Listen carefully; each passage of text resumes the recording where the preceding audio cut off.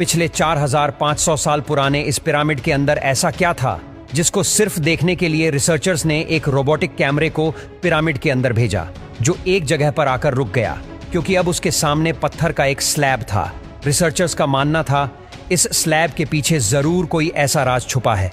ये राज इनको हर कीमत पर जानना था, इसलिए उन्होंने रोबोट के आगे एक ड्रिल मशीन लगाई जिसने उस पत्थर के स्लैब में भारी छेद कर दिया।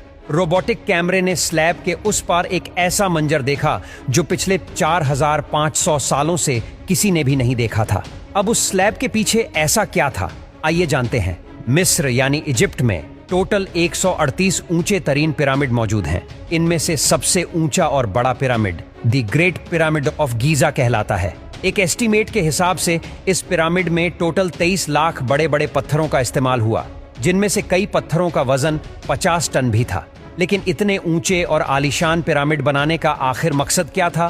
The great pyramid of Giza सबसे ऊंचा और चौड़ा पिरामिड है।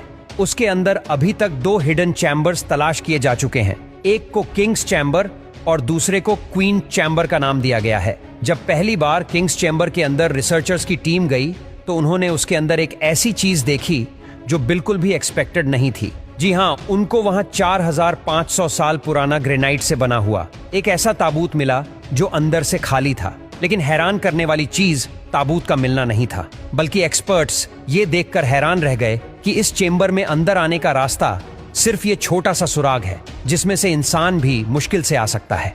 तो आखिर ये 1 पीस ग्रेनाइट का ताबूत अंदर कैसे आया?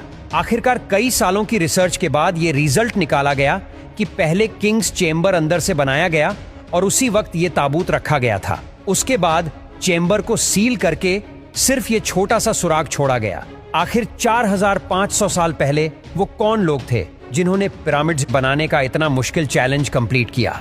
लेकिन एक्सपर्ट्स ने कई सालों की मेहनत के बाद कुछ ऐसा एविडेंस तलाश किया है। वहां मिलने वाले वर्कर्स की हड्डियों और स्केलेटन का मुआयना किया तो उनको एक खास चीज नजर आई। कुछ मजदूरों की हड्डियों पर चोट भी लगी थी और कुछ की सर्जरीज भी हो चुकी थी।